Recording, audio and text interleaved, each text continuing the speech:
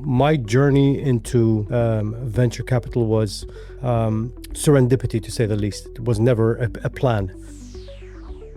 But they were changing our thesis to suit what they felt and they believed we should do. I don't know what I would do. I would go nuts if this product was not available. You know you're doing something. VCs are passengers on a journey.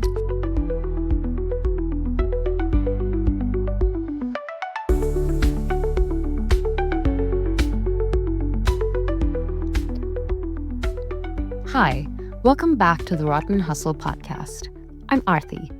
This episode marks the first in our VC series, where we sit down with venture capitalists to understand how they think about investing, from how their beliefs are formed to how they build and maintain conviction over time. In this episode, Tuhib sits down with Omar Sati, managing partner at Dash Ventures. Dash is an early-stage fund with a strong conviction in the Middle East and North Africa. And in this conversation, Omar walks us through how that conviction came to be, how Dash evaluates early signs of product market fit, and how the firm thinks about portfolio construction, swing factors, and thesis discipline. The conversation also explores emerging trends in venture in the MENA region and uses them as a way to help aspiring investors think about how to develop a view of their own, while giving founders clearer insight into how to position themselves to the right kind of capital. Let's get into it. Omar, I've genuinely been looking forward to having this conversation with you ever since the possibility came up a few weeks ago. First off, thank you for making this possible. We're really excited to have you here. Pleasure to be here. Yeah, so for the conversation, I'm going to break it down into 4 parts. The first, I'd like for us to talk about your background, how you got into venture and all of that. Secondly, we'd like to break down your fund's thesis, how you invest, your philosophy and things around that. Then from that, we go into the third section where we discuss some emerging trends in the market and how you see the future of venture going. And then we'll finish the conversation off with some of your advice for some of our students. I would like for us to start from the very, very beginning. Can you tell us a little about how you got into venture in the first place, your personal journey? How did it start? Absolutely. Well, first of all, I'm very happy to be here again with engaging with Rotman. I've been engaged with the community here for a couple of years, and I've met some great people along the way. So my journey into venture capital was serendipity, to say the least. It was never a plan. I was in banking all of my life, ever since I graduated from university in 1999. I was immersed in a bunch of deals. I was doing M&A, I was doing IPOs, I was doing buy side and sell side. And I really wanted to get out of this loop. And I felt the only way I could do that was for me to go do my MBA. And I felt I was just delaying it. And every time I wanted to go do my MBA, I would be promoted, or there would be this fantastic deal that I wanted to close, or there was always something that was holding me back. So I did my MBA in 2008 to 2010 in London. And the goal was to get into private equity. The goal was to get into an industry where I am now, as opposed to consulting or advising companies, I'm actually investing in these companies that always had inefficiencies, whether they were operational efficiencies, financial efficiencies, and tried to make these companies operate better. When I left in 2010, when I graduated in 2010 from the MBA, this was just the middle of the financial crisis. No private equity fund anywhere in the world, and I interviewed with dozens, were looking to hire an MBA graduate. They either wanted, the analysts that would come in very affordable and do work, or they wanted the partners that could help them bring in some money. Nobody was interested in a mid-level MBA graduate that wanted to come in, get paid well, and work. That's not what they were looking for at the time. And I was actually very tactful in the dissertation. I chose a dissertation, the topic was how the financial crisis is going to affect private equity funds in the Middle East. And I used that dissertation to actually secure interviews and secure meetings with private equity funds so that they would say, share your insights with us, and most importantly, share this 200-page dissertation with us. We want to know your findings. So that's how I got in the door but it didn't help me get the job that I wanted. And obviously, I'm sure you know, when you put yourself out there and you talk to a lot of people, people refer you, people give you ideas. And I so happened to come across this fund in Jordan, a pioneering late-stage tech company, and they gave me a chance. And they said, we're carving out some capital to invest in pre-seed and seed stage, early stage tech companies. Around that time, it was when a startup was acquired by Yahoo. This was in 2009. So Yahoo acquired a local company called Maktub back then for 164 million. Back then it was a lot of money. Today it sounds like it's pennies, right? You have companies, you have some Series A companies that are raising $164 million. But that really sparked and catalyzed an ecosystem across Jordan, Lebanon, and Egypt, across the MENA region. So it was the right time. And these guys gave me a chance, and I took it. I knew it would be fun. It's similar to private equity, but instead of investing in traditional businesses and trying to build these very comprehensive financial models and working with debt, this is you literally working with entrepreneurs who I always had admiration for, very exciting businesses, transformational businesses, disruptive ones, and get involved with them. So I was lucky enough to have gotten the chance. And when I learned about venture capital at the time, I just jumped in, and here we are 15 years later, still doing the same thing. Yeah, interesting. So here we are doing venture with Dash Ventures. And speaking of Dash Ventures, what inspired its founding? Where was your headspace at around the time you founded the fund? So again, it was very interesting. I was very frustrated after 2 years with the fund that gave me the chance. They were raising a fund, but they were raising money from LPs. And at that time, there were very few LPs you could fundraise from. And these guys were dictating how we should invest. So as opposed, we had created a wonderful thesis and we understand the market, but they were changing our thesis to suit what they felt and they believed we should do. So I was beginning to get frustrated with the direction. So I decided to leave, and I spoke to two individuals that they were super angels. When I say super angels, it's because they were doing big angel checks. They are operators. I came to them, and I said, I want to institutionalize what you're doing. And there, the thesis and the idea behind it was, we want to create more Hikma Pharmaceuticals. Hikma Pharmaceutical is a company that was just established in Jordan in the late 70s, early 80s. And today it is a $5.5 billion company listed on the London Stock Exchange and a FTSE 100 company. So it's truly success story.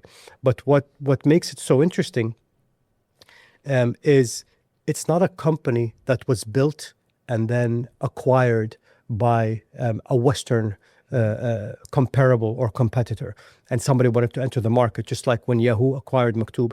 This is a company that it acquired its counterparts in the US.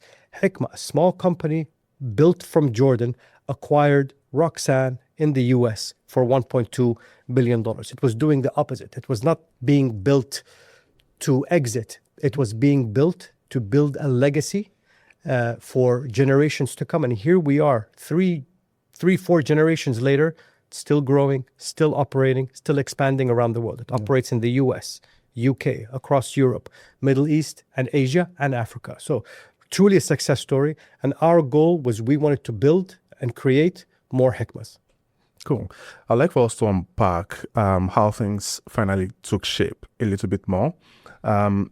Could you please walk us through the process of how you came up, with your investment philosophy at Dash particularly? I'm very curious to know how it was shaped, if it is something that has to do with the patterns you saw in the market as regards customer pain points and evolving market trends, or if it is just something on the back of mere inefficiencies in investments in the market, in the investment space, in the region, or if it's a combination of both or something entirely different. What's your view?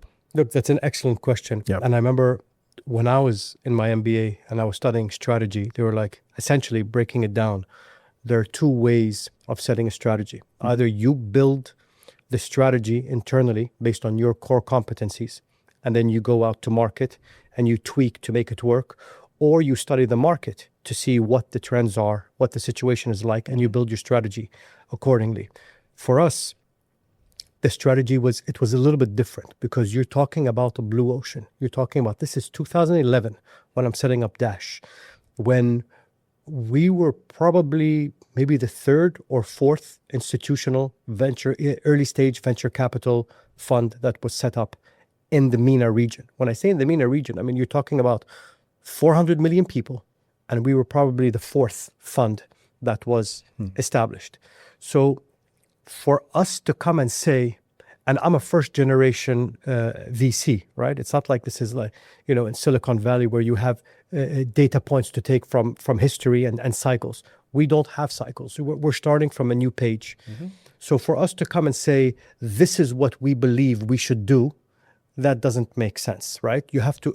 We have to look at where we felt the opportunities are. But the key thing was we had to be flexible. So one thing I learned and why I left the previous fund and what they were dictating was we need to be extremely flexible. We are in a region where trends and patterns are changing quarter by quarter. So we cannot put a 5 to 10 year thesis where that thesis might change in 6 months. So how do we set a thesis where we can still adapt and we can still change? And that's essentially what we did. First, we looked into what makes us strong. I am a banker. One of my partners is a banker, and the third partner is in healthcare and pharma, right? So we said, we also had an advisor that we were very close to that knew energy efficiency very well, right? In terms of like how to save energy and energy consumption. So we took those three, let's say, experiences and expertise and specialties and said, we want to focus on fintech, digital health, and energy efficiency. Venture capital is all about adding value. And a lot of people use the term added value and value creation, and they just throw that around. And if you ask many entrepreneurs that work with VCs, what was the value that you received? We need to be extensions of these founders. And if we can't help them get from 0 to 1 in the quickest time possible with the least mistakes, with a limited amount of money, right? That's our job at that point. So we have to stick with what we know. But at the same time, we need to look and say, where are the opportunities? There was very little Arabic content online. There was hardly any e-commerce happening online. The e-commerce was beginning to happen where people were going from offline to online. This was also the introduction of the mobile phone. It was the introduction of Apple. So you had social media, you had advertising, you had applications, right? And development in terms of applications. So we looked at all of these trends and said, based on our understanding of the MENA region, the behaviors, and it's not the same. This is not one homogeneous market. People in Saudi Arabia operate very differently than Egypt, very differently than Jordan and the UAE. I think what we use as a benchmark was Turkey. Turkey is a similar market, but it's a market that's so huge. You're talking about 80, 90, maybe today 100 million people that Turkey can build for Turkey. In the Middle East, you have to build for the MENA. So you have to understand the different behaviors and where you need to localize and adapt your model, your pricing, your go-to-market. And that's essentially what we did. So when I look at the earliest investments, they were so different from what we're looking at today. I mean, today we're looking at B2B SaaS, native AI. Back then, we were looking at content, people that were developing content for YouTube videos, where you would subscribe to premium content and then, you're making money either through subscriptions or through advertising revenue, right? So it's really, I've seen the region change and evolve firsthand. And it's been wonderful, but it's also been challenging because it's leapfrogging so many markets. So trying to look at markets in the US and saying, if X is working in the US, that means it's going to work here. It's not as simple. Some models do, some models don't. And this is where you need to utilize your intuition, your instincts, and pattern recognition to figure, and your local knowledge to figure out what would work and what won't. Yeah. So it's basically a combination of pulling from the trends that are evolving in the space, the size of the space, the local knowledge, your background, your technical background and technical experience, and coming up with something that works, that you can take advantage from. What do you say, given the fact that Dash describes itself as a post-launch seed-stage investor focused on early signs of PMF? How do you spot PMF at that early stage? So it depends per startup and what industry, what model, right? Because when you say customers, in B2C, your customer is a user, individual user. It could also be a corporate. It could be a company. It could be a government. Yeah. So PMF is when you say, when your customer's pulling it out of your hand, it doesn't necessarily happen across the stage in the same way. So I think it's a little bit of both. I think the question of saying, how do you spot PMF? It's very similar to a question which is like when a child or someone asks, how do you know when you're in love? Or how do you know that you're marrying the right person? And normally your parent or a wise person will say, you just know, right? You feel it, you just know. You can only figure it out when you're there. And I believe PMF is very, very much that, because there are many companies that might think they have reached PMF, but they're not, because what they're looking at is they're looking at vanity metrics, right? So it really matters, what metrics are you looking at? And if they are the right metrics, not just vanity metrics, you'll know. For me, if I were to just simplify it and dissect it into one answer, it would be from someone, and again, a founder and somebody who built multiple products, and I admire him very much. It's Raul Vohra he built Superhuman, the email client. And he very much operates, and he has a very scientific and quantitative way of thinking. And he says, he asks a question to all of his users when he conducts a survey at the beginning. And that question is, how would you feel if my product wasn't available anymore? And the more people answer, say, I would feel horrible, it means that there is no alternative that's good enough than this product. And if you can get enough answers telling you, like, I don't know what I would do, I would go nuts if this product was not available, you're doing something right. You've built a product that's essentially fitting with your core demographic or target market that you are targeting. That's how you know that you have PMF. Yeah, interesting. But your playbook also includes principles like optimized growth, global potential, track-driven scalability. Which one of these principles serve as filters, like a hard line with which you say, no, I'm not doing that deal, or as a lens with which you have different perspectives on different deals?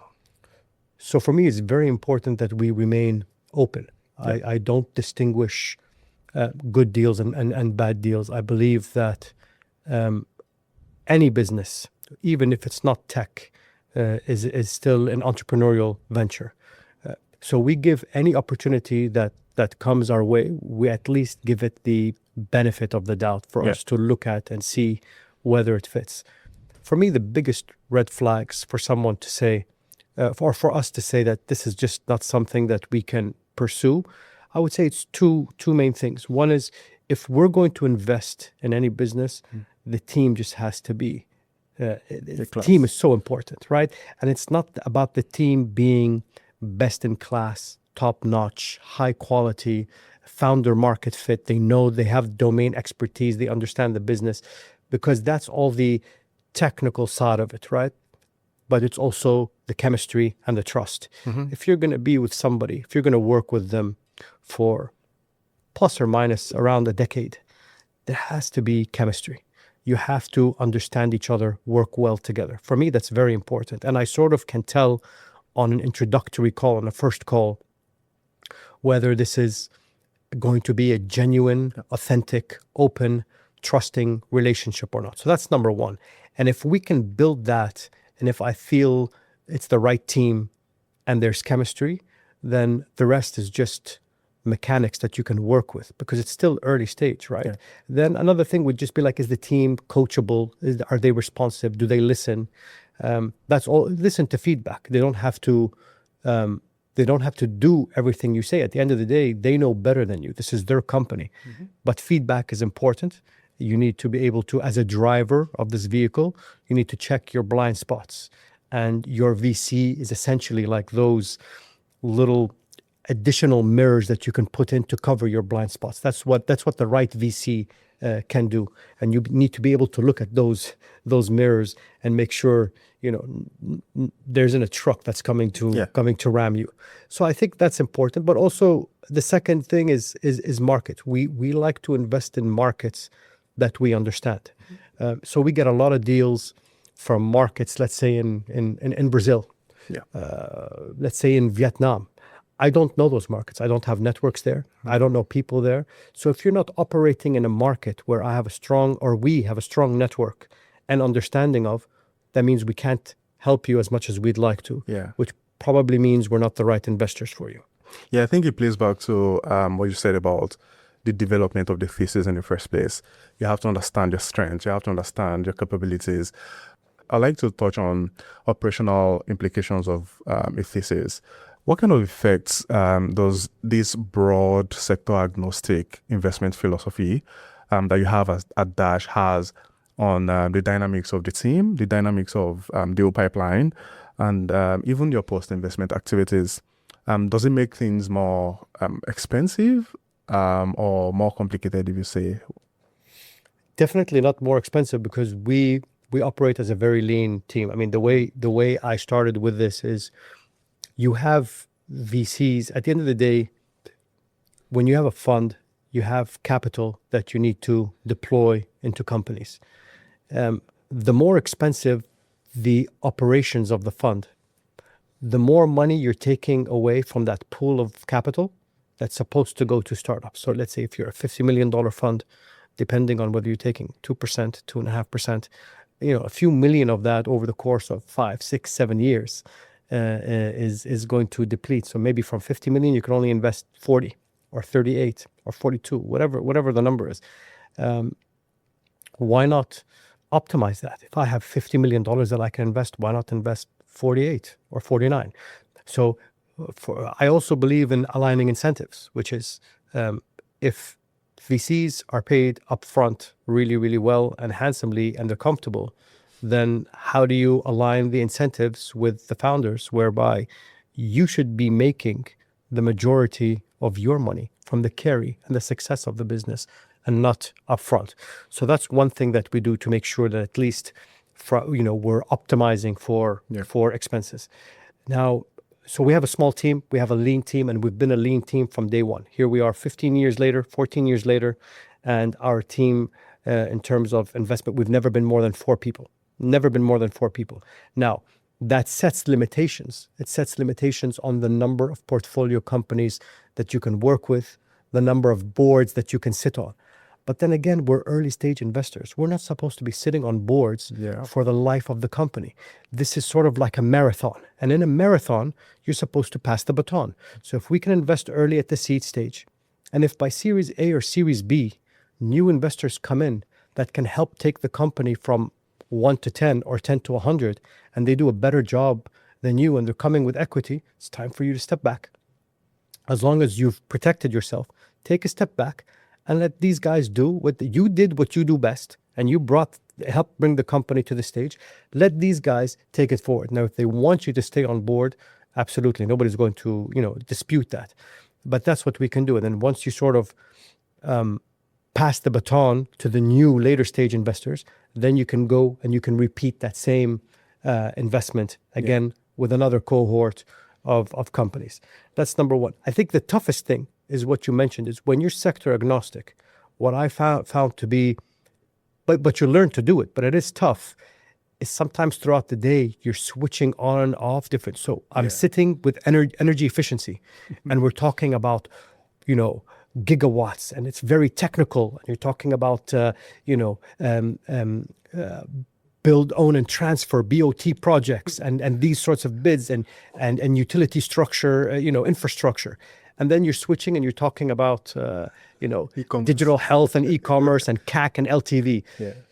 So it's tough. So you have to switch on. You're literally 3 or 4 different people within the day.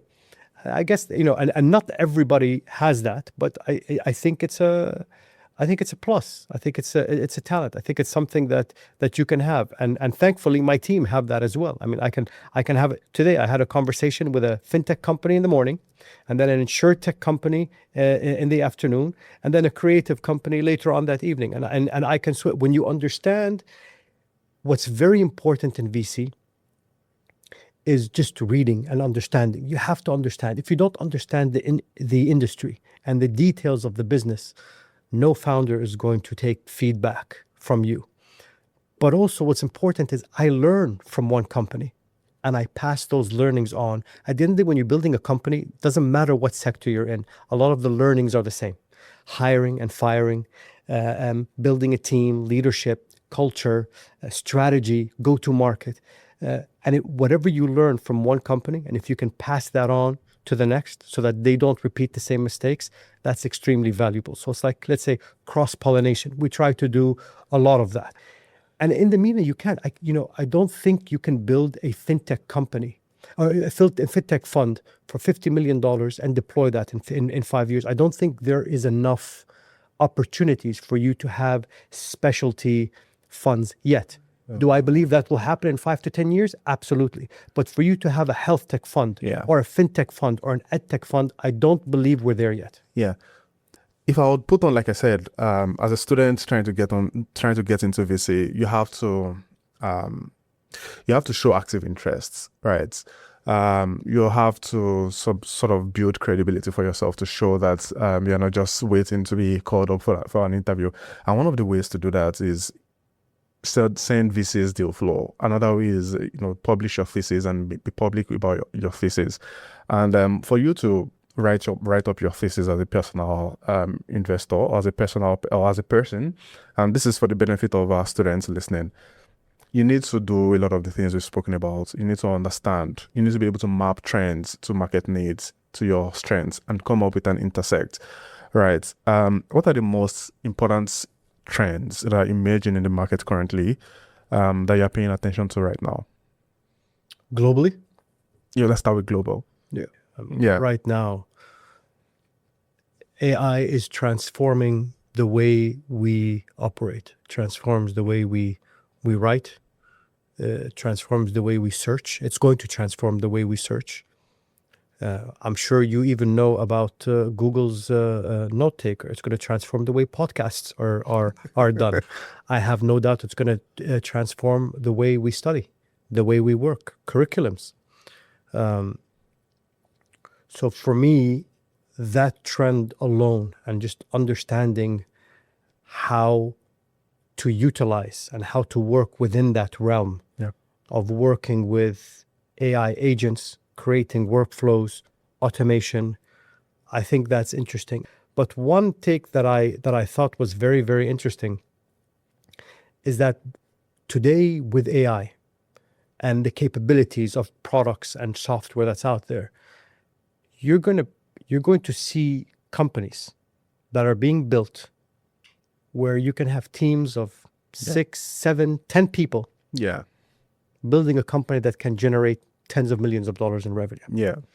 So one of the metrics that, when I heard that, I shared this obviously with the team, and I said that we wanted to start tracking with companies today and going forward is revenue per employee. I want to see, it sort of gives you a very clear indication of how much they're leveraging AI. Because with many startups, it's all about, when I have money, I'm going to hire. And I think they do that because startups bootstrap for so long and then they end up wearing so many hats. When there is cash, They can't wait to hire 5, 10 people so they can unload some of that burden. Today, with how quickly AI is evolving and the things that it can do, you should be leveraging it today to build, whether it's in operations, whether it's in finance, whether it's in HR, creating policies, procedures, whatever it is. You should be able to incorporate AI into your team, and you should be able to keep your team quite lean. And that's something that I'm looking at, and I have my eye on in terms of a new metric that we want to focus on. But I think that's a trend that's not only am I seeing globally, but I'm also seeing in multiple regions. Because I love emerging markets and I focus more on emerging markets, another trend that I'm really happy with today is I'm seeing more B2B or enterprise SaaS companies. In the first 10 years of me doing this, I would say from around 2011 to 2020. And maybe I'd like to maybe study how much COVID played a part there. But there were a lot of businesses that were hesitant, or corporates or enterprises that were hesitant to work with local SaaS companies. They all wanted your Oracles, and they all wanted your, everything that they did from ERPs to software. It was always, Slack. It was always Zoom, these massive global products. But I think there are great local products, and I'm beginning to see local companies and corporates and enterprises work with locally developed SaaS companies. And I find that to be very interesting. And I think it's going to transform that industry, right? Where I'm beginning to see more B2B SaaS companies. And I like that because this is recurring revenue. And if it's sticky, it's long-term revenue, and it's extremely attractive margins, which results in higher multiples. Yeah. And you can be, you should be able, if you're using AI and if you're efficient, you should be able to be profitable quite quickly. And if you can solve the problems of enterprises within your market and within your adjacent markets, this is also another way to go global. I think it's easier to go global with B2B startups than you can with B2C, because consumers behave and think so differently. Yeah. Also markets from a consumer perspective. Payment gateways are different. Yeah. The way people this is all very localized. Yeah. With B2B, it's more standard, I think. Yeah. More scalable. Another example of what you mentioned about startup efficiency, having startups of five people on a team, having multi-million-dollar, in revenue. Another example of that is Surge AI. It's like in the US doing, I think data solutions for AI models or something like that. I know recently they hit $1 billion in revenue in 5 years. It's mind blowing, and they have such a very small team, right? So yeah, I just wanted to corroborate that. But then, if we drive things back, if we drive things down to the Middle East and talk about the trends in the Middle East, I'm aware of some of the trends in the government space, in the public policy space. In Saudi Arabia, for example, I know Vision 2030. I've read about some of the things about the PIF and how they are trying to diversify the economy into sport and entertainment, for example, into startup ecosystem, for example. A lot of things like that are also evident in the Dubai ecosystem, also D33. And then also, on the other hand, I'm beginning to see more people, even from this part of the world, that are showing interest of, wanting to go back home, wanting to go back to the Middle East and start something. I have a friend from Rotman, from my class here. He has an ambition to start a tech company of the Middle East. So for the sake of people like that, what particularly is exciting for you in the venture space in the Middle East? I know you've mentioned a couple of things already, but if you don't mind adding one or two more. Absolutely. So look, personally, I think fintech for me is very exciting, and I'm seeing it firsthand. This is not me giving you, secondhand of what I think. I'm seeing it firsthand just by virtue of the amount of fintech opportunities that are coming my way. Yep. And how well they are performing. But something interesting is one of the founders I was talking to this morning, when he was telling me the story of how he's Jordanian, but he set up his company in Dubai and in Saudi Arabia. And when he was telling me how he worked, he was doing his MBA in the UK. Him and his co-founder set up a little business. They sold that business for £14,000. They each took £7,000, went their separate ways, but then came back to put a new business together. And he said, when we were looking to put the business together, we're actually lucky enough to have a playbook. We have Vision 2030. Dubai has a similar thing. If you just read through it and you see where the government is going to be spending its money, what its vision is, what its goals and objectives are, you know what the opportunities are going to be. Then just match that with your core competencies and your strengths, your knowledge and your experience and your expertise, and think of a startup that is going to solve one of the problems or achieve one of the objectives or the goals of these government's visions. Because you know that's where the money is going to be spent. Yeah. Clearly, they've already done a lot of the work for you. Yeah. What you need to do is just validate, right? You need to validate, is that right? Because, you know, again, many of these governments, they go and they hire the PwCs, they hire these consultants to do the work for them.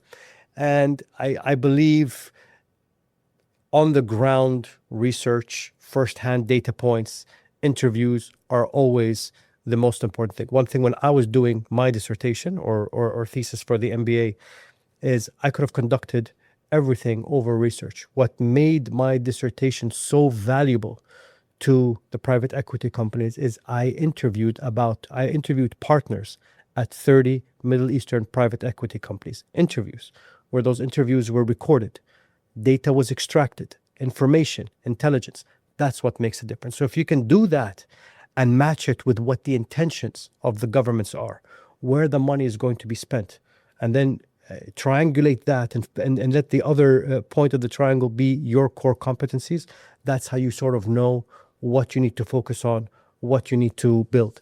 And today in those two markets, establishing a business is becoming very easy in terms of just setting up, in terms of getting visas, finding offices, getting a little bit of money at the beginning, subsidies. Take advantage of that. I don't think, I don't think you're going to see that for long. I don't think there are many ecosystems or cities or countries in the world that are providing these things. And, places like Dubai have a great quality of life. Saudi is getting there.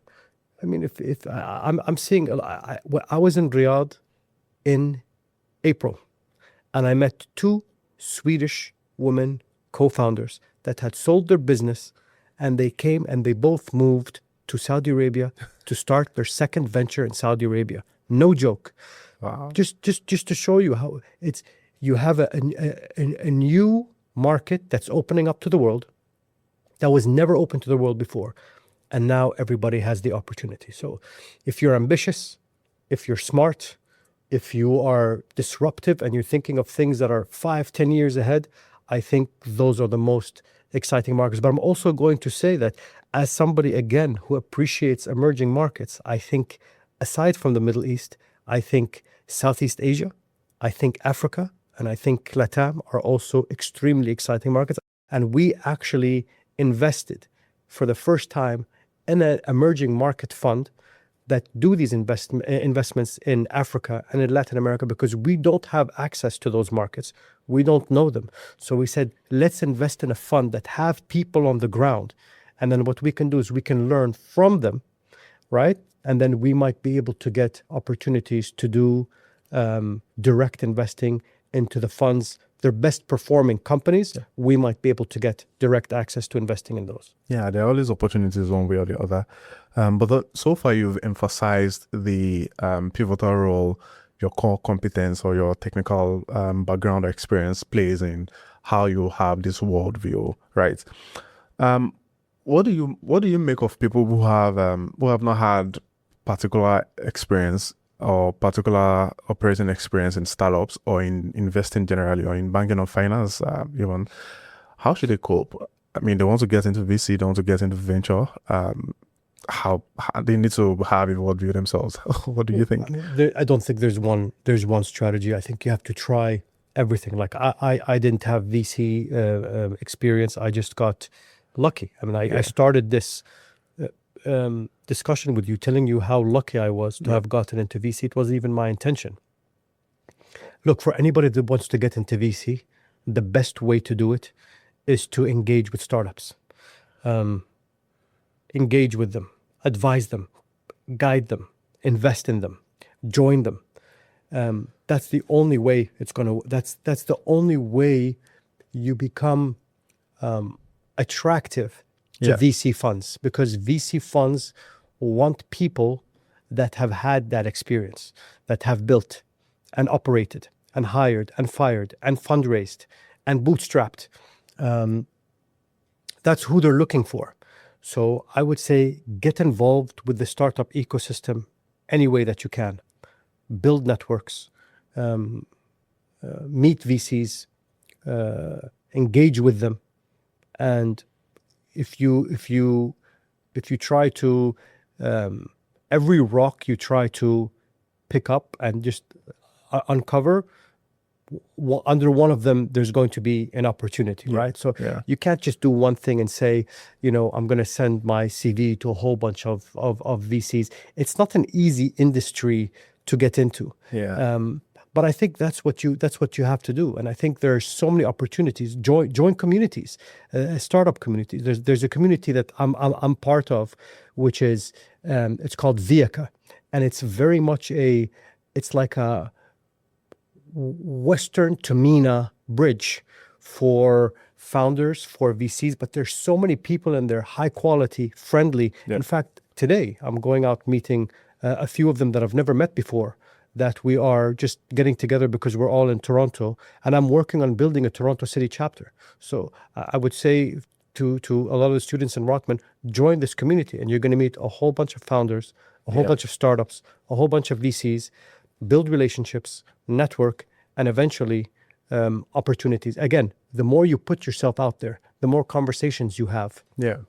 You'll realize opportunities are all around you, and you'll know when there's one that you need to seize.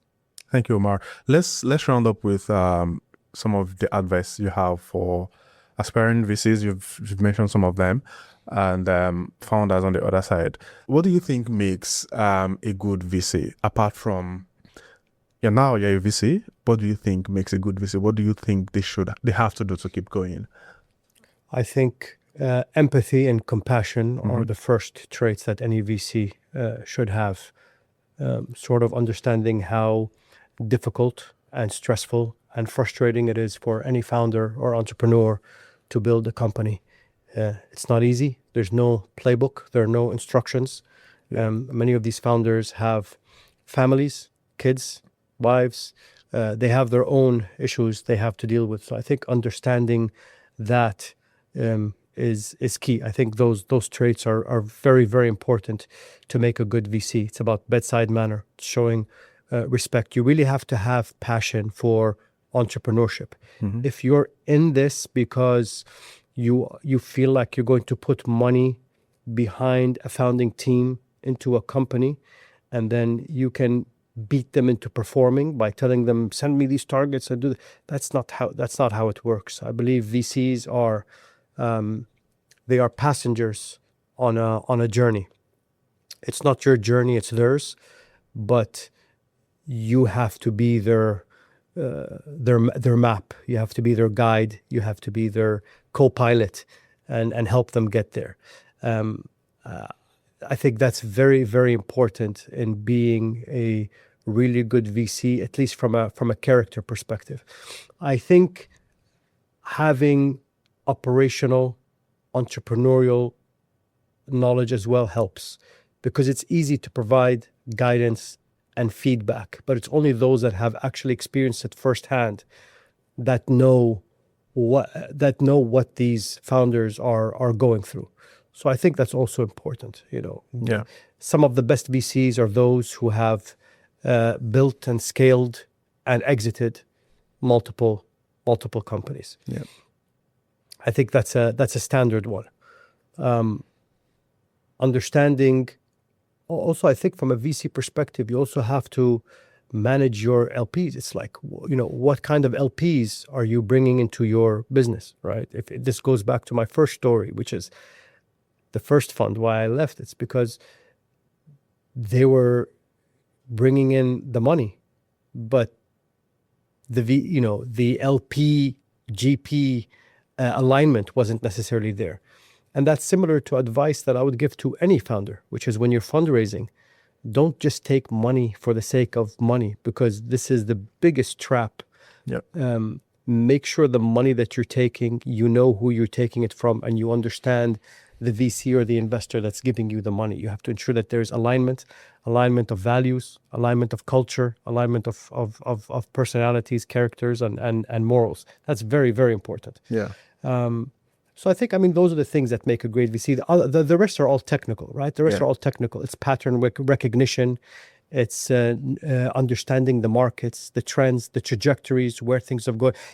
Listen, to be a great VC, you also have to be a futurist. You have to create these scenarios in your mind and think of where is the world going in 5 to 10 years. You can come up with a very dystopian view of how AI is going to take over the world and we're just all going to be, humanoids, or we're going to be, living in this world that's controlled by AI. Or you can think of a utopian world where, AI and humans and science work together and solve some of the world's biggest problems and cure some of the craziest, the worst diseases. So I like to put myself in the latter bucket. But I think you have to be a futurist and understand, what do these things mean for different industries, for different generations, for different sectors? How are people going to behave?